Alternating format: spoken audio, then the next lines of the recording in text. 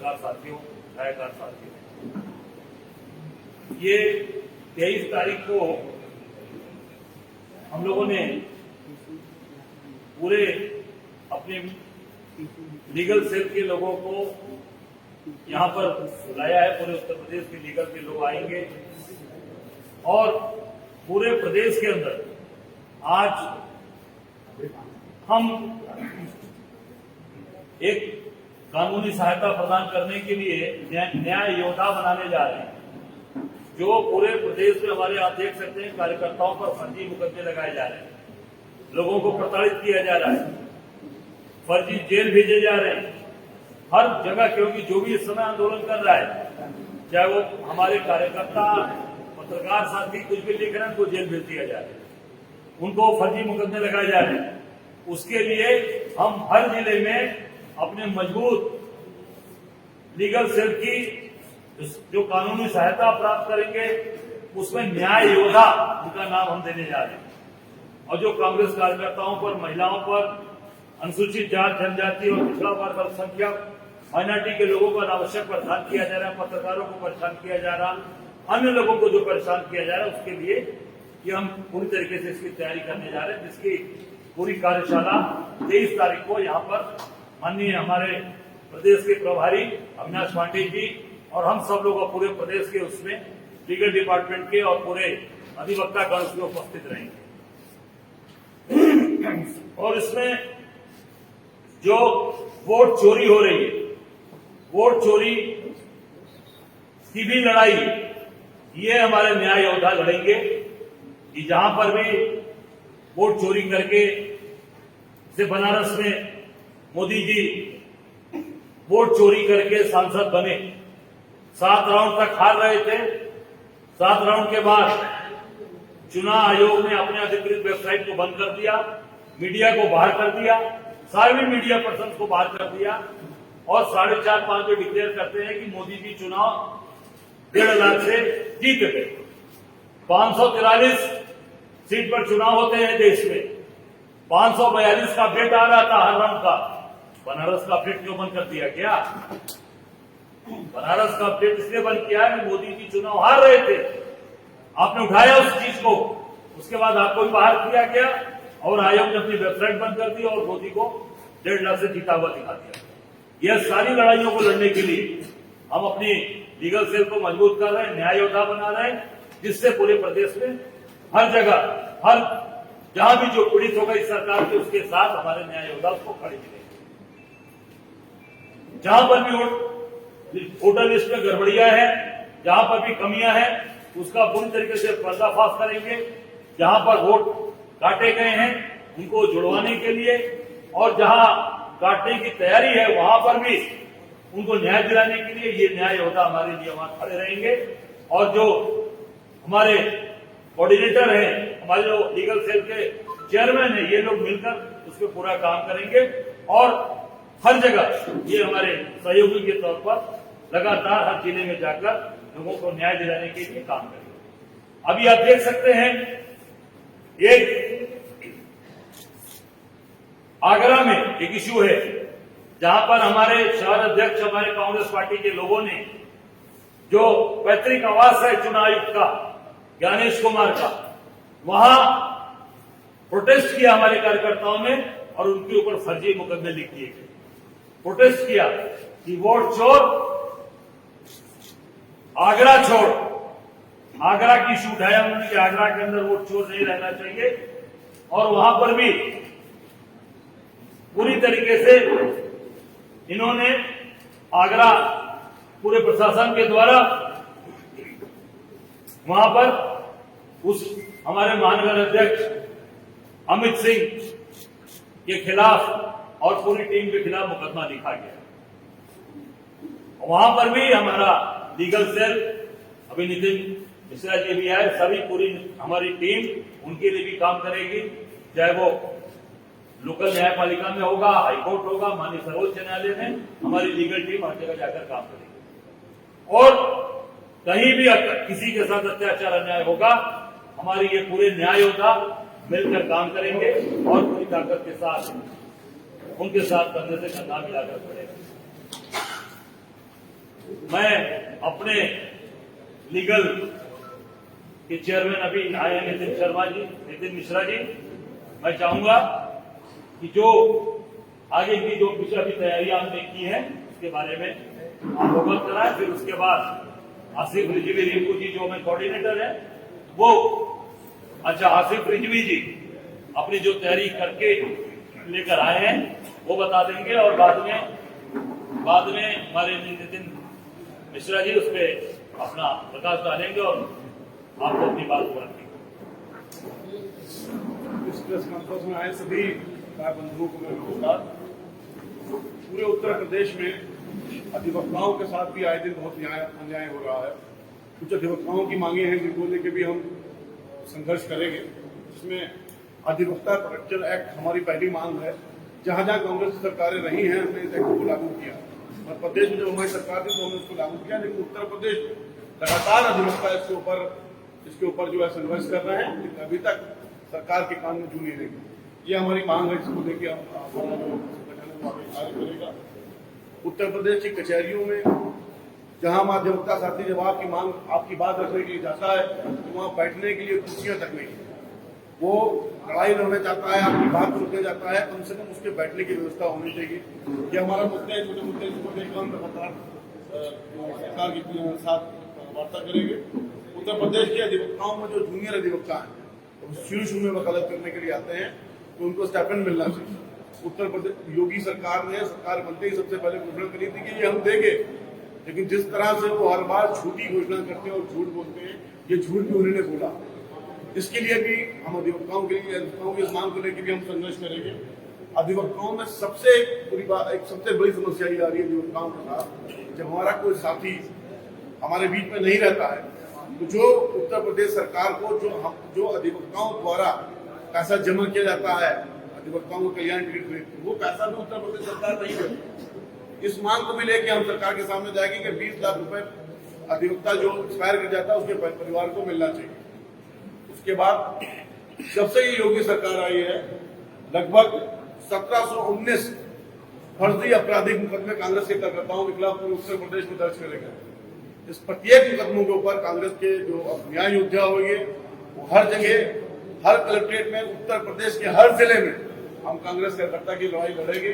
और कांग्रेस कार्यकर्ता की लड़ाई लड़ने के साथ साथ वो लोग जो सामाजिक कार्यकर्ता हैं, जो पत्रकार बंधु हैं, तो सरकार की गलत चीजों को जब पब्लिक के सामने लाते हैं तो प्रशासन के लोगों को दबाने के लिए सरकार के इशारे पर फर्जी मुकदमे दर्ज करते हैं। इसकी सबसे बड़ी मिसाल है जसवाल जी, जिन्होंने नमक से चावल खाने वाली न्यूज चलाई थी, उसके बाद उनके खिलाफ आपराधिक मुकदमे दर्ज करे गए और जेल में रहते ही उन्होंने जो है अपनी अंतिम सांस ली। तो ऐसे लोगों की लड़ाई लड़ने के लिए उत्तर प्रदेश के अध्यक्ष आदरणीय अजय राय जी के निर्देश पर उत्तर प्रदेश के प्रत्येक जिले में हमारी कमेटी रहेगी, जिसको न्याय योद्धा कहेंगे। वो उसका हम सारे मुकदमों को देखेंगे और लड़ेंगे। 23 तारीख को आने वाले 23 तारीख को हम प्रदेश के प्रत्येक जिले से कांग्रेस से जुड़े हुए जो अधिवक्ता साथी हैं उनको बुलाएंगे। यहाँ पे कार्यशाला करेंगे। उस कार्यशाला में हम उनको बताएंगे किस पैटर्न पे हम चुनाव की तैयारी करेंगे। जैसे हम महीने के प्रत्येक सेकेंड संडे को हम मीटिंग करेंगे। उस मीटिंग में जो फर्जी वोट बन रहे हैं और जो फर्जी वोट को रोकने के लिए कांग्रेस कार्यकर्ता जो भी हमसे सहायता चाहते हैं उस सहायता उनको प्रदान करेंगे। अभी एमएलसी के इलेक्शन की जो वोटर लिस्ट बनना चालू हो गई है स्नातक वाली, उसके लिए भी हम प्रत्येक जो लास्ट संडे होगा हमारा उसके लिए बैठक करेंगे। और उसमें जो कांग्रेस कार्यकर्ता हमारे सामने बात रखेगी कि साहब हमें ये एप्लीकेशन देनी है या हमें इस जगह पर कैसे एप्लीकेशन दी जाए, उसके लिए जो भी कांग्रेस का सपोर्ट है वो हम करेंगे।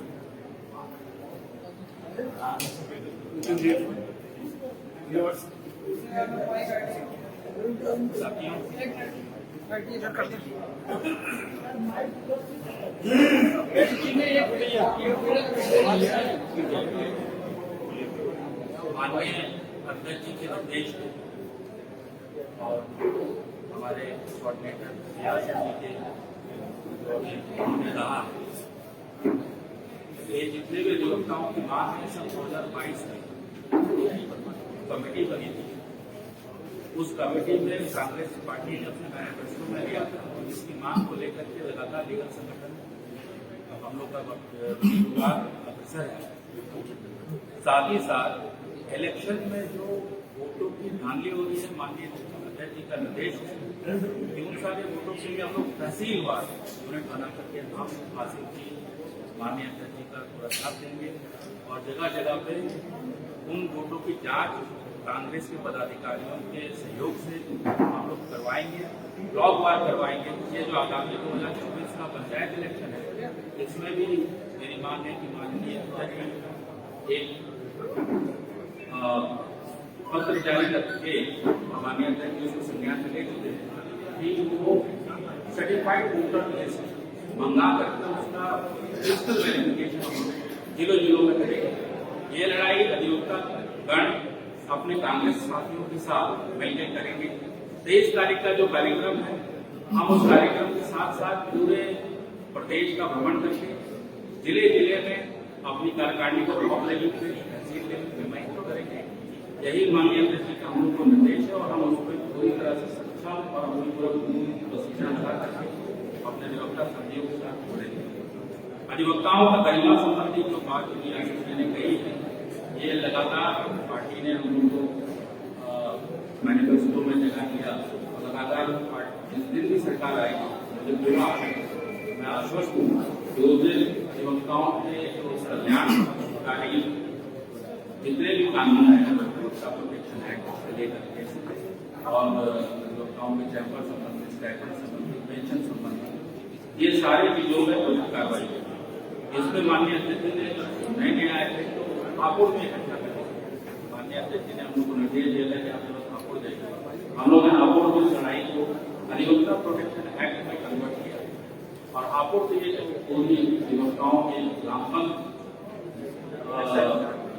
पूरी आंदोलन प्रदेश व्यापी हुआ, लेकिन राजनीति के कारण और हमारे अधिवक्ता साथियों में जो थोड़ा सा भाजपा साइड से उन लोग के कारण ये आंदोलन उनके आश्वासन का रुका गया।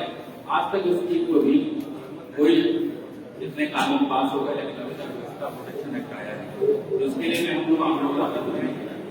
हम लोग माननीय अध्यक्ष जी का पूरा सहयोग है और हम लोग माननीय अध्यक्ष जी की अगुवाई इन सारे कार्यक्रमों को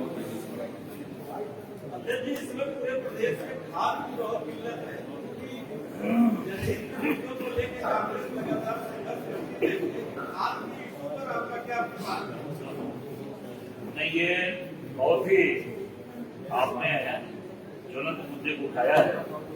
पूरे प्रदेश के अंदर खाद जो मिलनी थी किसानों को नहीं मिल रही, पूरी की पूरी खाद यूरिया ये नेपाल तस्करी हो रही है और सरकार इसमें भागीदार है। सरकार की भागीदारी की वजह से ये पूरे के पूरे खाद यूरिया खाद नेपाल भेजी जा रही है। ये मेरा सीधा सीधा आरोप है सरकार पे। कांग्रेस पार्टी हम अभी आज महामहिम को इस पर पत्र राज्यपाल को भेज रहे हैं और इस पे हम बहुत जल्द पूरे प्रदेश के अंदर बड़ा आंदोलन करने जा रहे हैं। हर जिले के अंदर एक बड़ा आंदोलन हर जिला मुख्यालय का घेराव होगा और जब तक किसान को न्याय नहीं मिलेगा तब तक वहां से हटेंगे नहीं। जबरदस्त तरीके से पूरे प्रदेश का घेराव करने जा रहे हैं। नौजवान बेबस है और सरकारें जो है कंपनियों को जो है अपना ठेका दे रही है और सारी कंपनियां कहीं कहीं गुजरात से अटैच है और फिर नौजवान बेबस होकर के फिर नौकरियां मिल तो रही है मगर पैसा नहीं मिलता, उनको फिर जो है दर भटक रही। नहीं, आपने बहुत वाजिब सवाल किया। ये जो सरकार नई नीति लेकर आई है, नई जो कानून बनाया इन्होंने, अब पहले सरकारी नौकरी जो थी तो उसके साथ एक एग्रीमेंट के साथ होता था कि भाई वो एग्रीमेंट के रूप में रहेंगे। अब क्या हो गया, अब वो खत्म हो गया। अब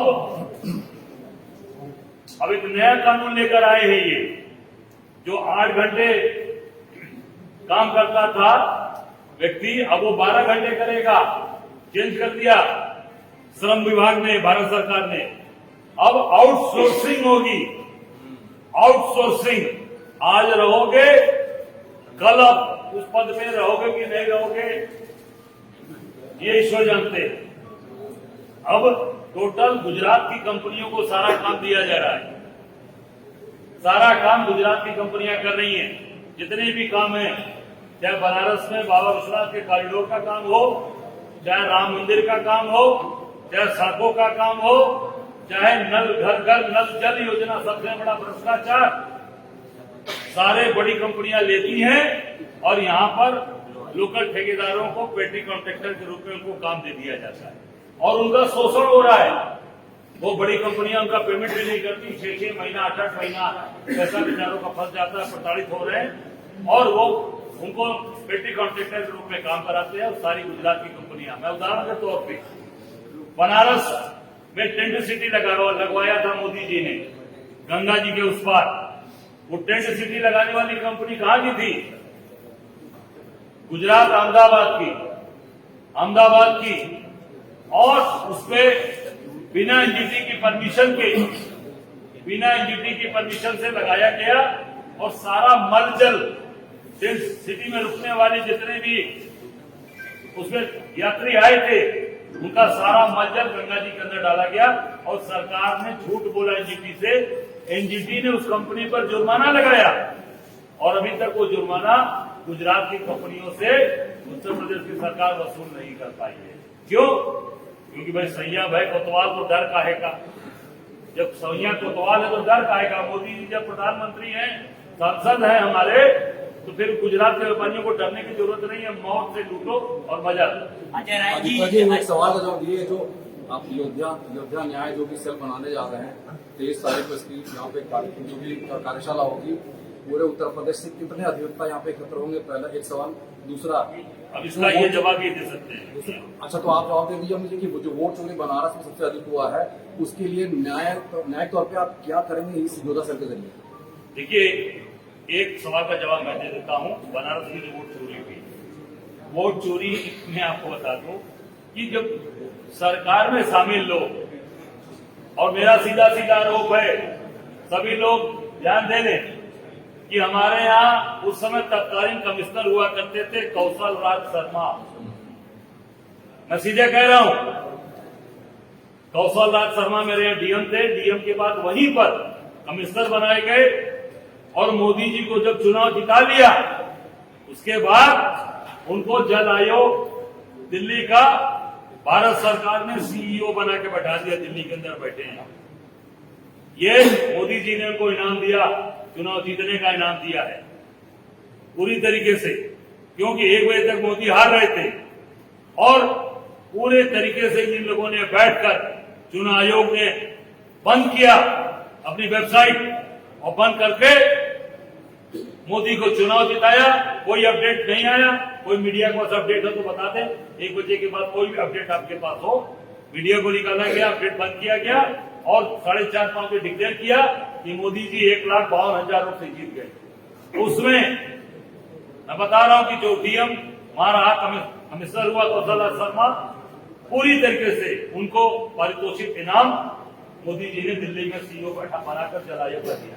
अजय राय जी, एक सवाल का जवाब मैंने दे दिया, दूसरे का ये लोग अभी मैं दे रहा हूँ। उसके बाद उत्तर प्रदेश में 360 तहसीलें हैं। प्रत्येक तहसील के अंदर हमारा न्याय योद्धा रहेगा और महीने के पहले सैटरडे को कांग्रेस कार्यकर्ताओं से बैठक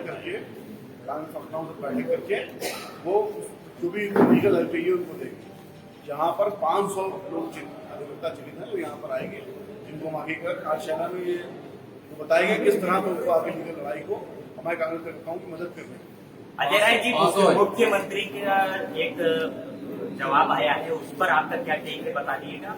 कह रहे पहले मुगलों ने लूटा देश को, फिर अंग्रेजों ने तबाह किया और जो कुछ बचा रह गया था वो कांग्रेस और समाजवादी पार्टी ने तबाही का नया मंजर पैदा करके देश और प्रदेश के सामने पहचान का संकट खड़ा कर दिया। क्या टेक है? अब देश को संघियों ने लूट रहे हैं, संघी लूट रहे हैं, संघ वाले लूट रहे हैं पूरे देश को और योगी जी झूठ बोल रहे हैं सरासर।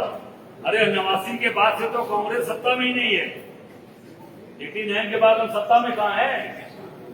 और भाजपा के कई बार सरकार बनी, कल्याण सिंह जी बने, राम प्रकाश गुप्ता जी बने, राजनाथ सिंह जी बने। इसका मतलब ये, और अभी योगी जी बने हुए हैं, लगातार लूट रहे हैं।